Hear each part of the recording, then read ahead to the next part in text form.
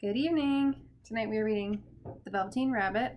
This is my sister's copy, which she got from my grandma, and I think at one point she decided that it needed her middle name there as well. She wrote that in. It's very clearly not written by my grandma. All right, let's read. There was once a Velveteen Rabbit, and in the beginning he was splendid. He was fat and bunchy. He had real thread whiskers, and his ears were lined with pink sateen. On Christmas morning, when he sat wedged in the top of the boy's stocking with a sprig of holly between his paws, the effect was charming. For a long time, he lived in the toy cupboard in the nursery. Being only made of velveteen, some of the expensive mechanical toys quite snubbed him, and pretended they were real. "What is real?" asked the rabbit one day. "Does it mean having things that buzz inside you and a stick-out handle?" The only toy who was kind to the rabbit was the skin horse.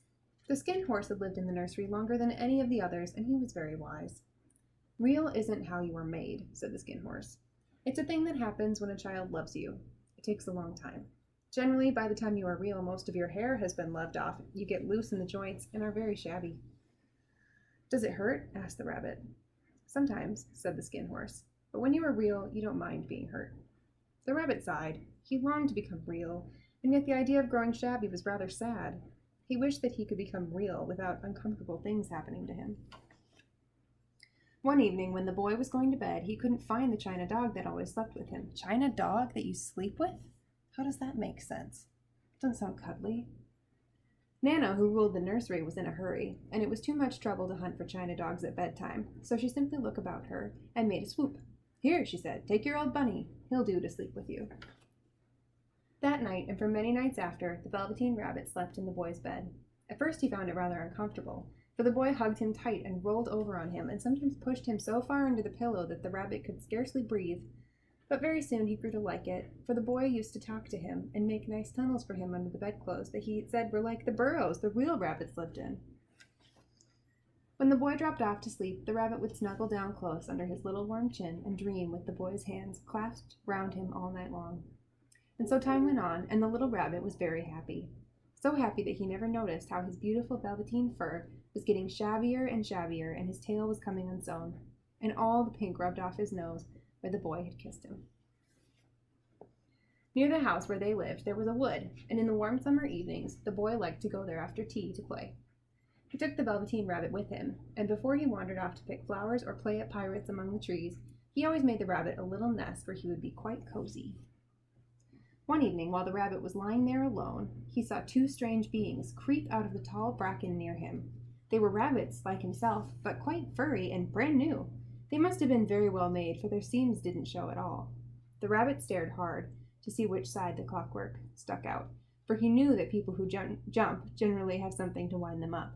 But he couldn't see it. "Why don't you get up and play with us?" one of them asked. "I don't feel like it," said the rabbit, for he didn't want to explain that he had no clockwork. "Ho," said the furry rabbit, "I don't believe you can." "I can," said the little rabbit. "I don't want to."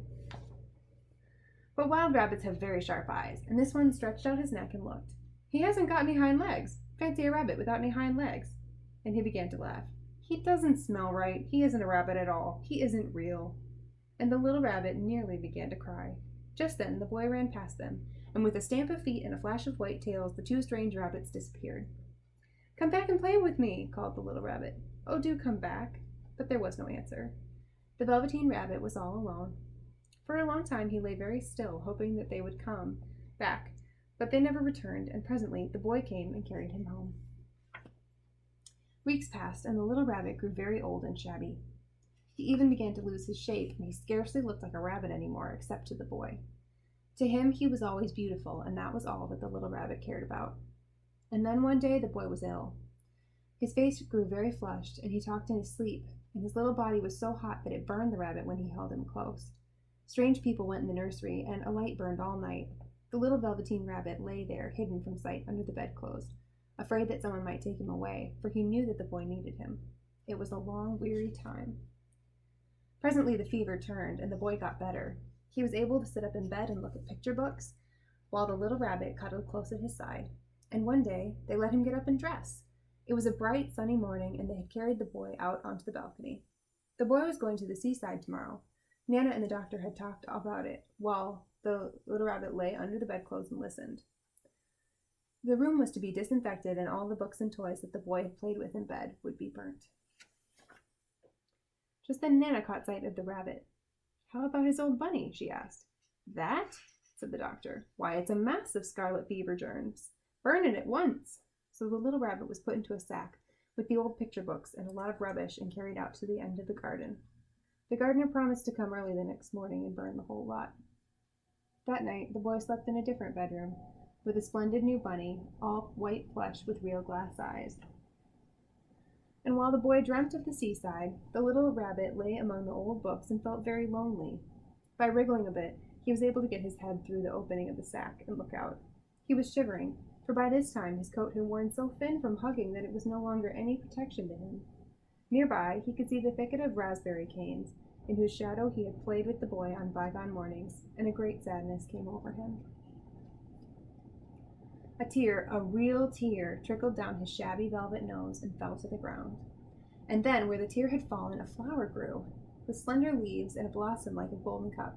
And presently the blossom opened, and out stepped a fairy, in a dress of pearl and dewdrops. She gathered the little rabbit up in her arms and kissed him on his velveteen nose that was all damp from crying.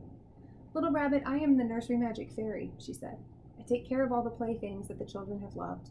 When they are worn out and the children don't need them anymore, then I come and take them away with me and turn them into real." And she held the little rabbit close in her arms and flew with him into the wood to the open glade between the tree trunks where the wild rabbits danced. When they saw the fairy, they all stopped and stood round in a ring to stare at her. "I've brought you a new playfellow," the fairy said. "You must be very kind to him and teach him all he needs to know, for he is going to live with you forever and ever." And she kissed the little rabbit again and put him down on the grass. "Run and play, little rabbit," she said. But the little rabbit sat quite still. He remembered about his hind legs, and he didn't want the other rabbits to see that he didn't have any. He did not know that the fairy had changed him altogether. But just then something tickled his nose, and before he thought what he was doing, he lifted his hind toe to scratch it. And he found that he actually had hind legs. He gave one leap, and he grew so excited that when at last he did stop to look for the fairy, she had gone. He was a real rabbit at last. Autumn passed in winter, and in the spring, when the days grew warm and sunny, the boy went out to play in the wood behind the house. And while he was playing, a rabbit crept out from the bracken and peeped at him. About his little soft nose and his round black eyes, there was something familiar, so that the boy thought to himself, "Why, he looks just like my old bunny that was lost when I had scarlet fever." But he never knew that it really was his own bunny, come back to look at the child who had helped him to be real. Thanks for reading. Have a good night.